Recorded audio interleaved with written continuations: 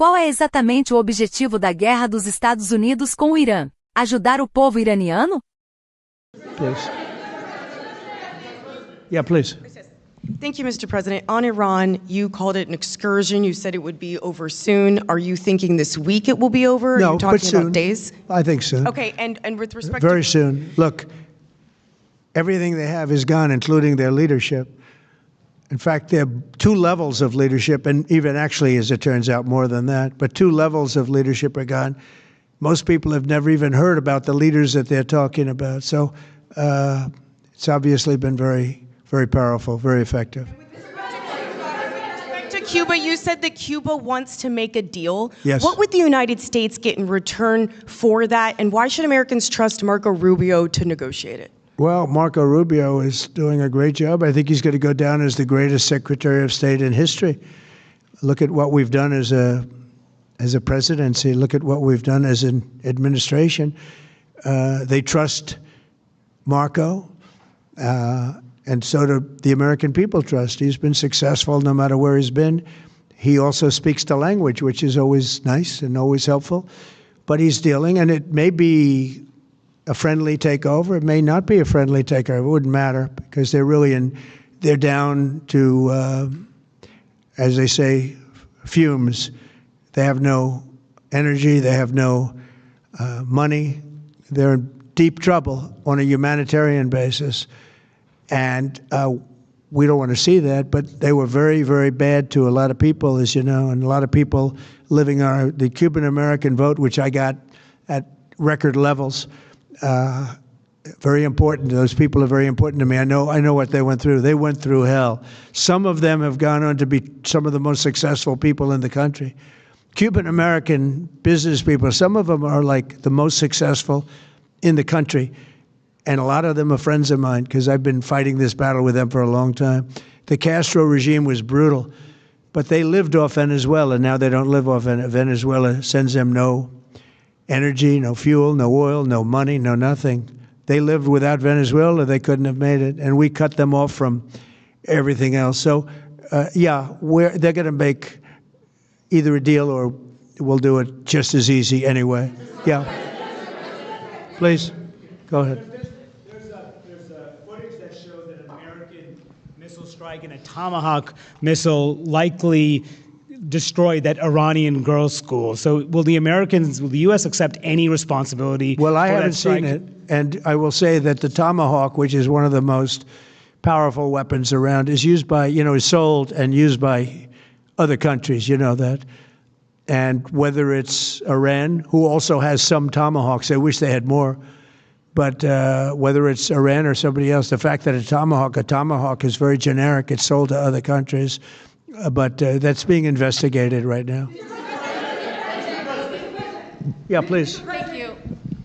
Thank you. Mr. President, you've said the war is, quote, very complete, but your defense secretary says this is just the beginning. So which is it, and how long should Americans be prepared Well, I think for you could this war say to it last both. for? It's the beginning. It's the beginning of building a new country, but they have no Navy. They have no Air Force.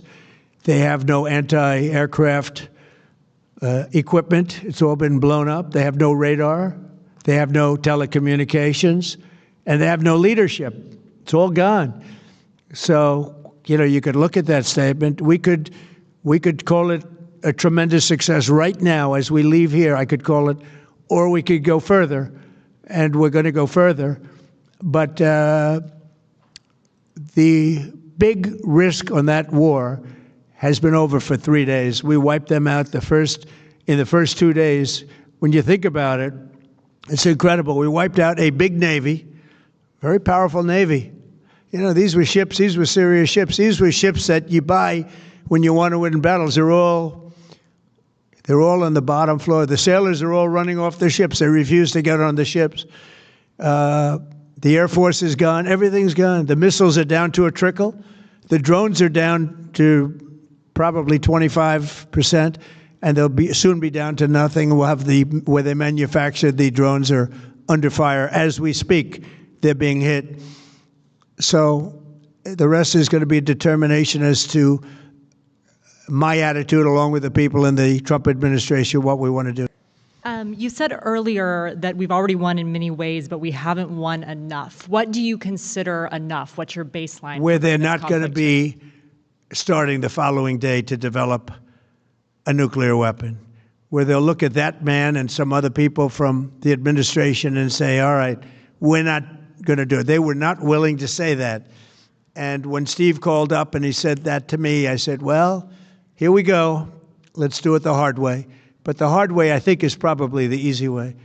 When basically I can see that they will no longer have any capacity whatsoever for a very long period of time of developing weaponry that could be used against the United States, Israel, or any of our allies. We have great allies in the Middle East, great countries that are allies. And they were staying out of it until they got hit. Someday they'll have to do a story. Why did he do that? Why did they do that? But they were going to hit them. If I didn't hit them first, they were going to hit our allies first.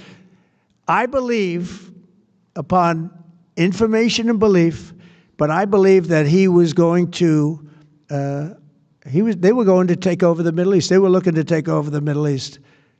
Now, had Operation Midnight Hammer not taken place, that was definite, because they would have had a nuclear weapon within a matter of weeks. But that took place. That was a setback. But look at the number of missiles they were able to buy and make over the last 6 months. And those missiles were aimed at various countries. And when you look at over 1,000 missiles shot at like UAE, they were looking to take over the Middle East. We got there first. We're lucky. I'll tell you what, the Middle East and those countries, very rich countries, are very lucky that I was president instead of somebody else.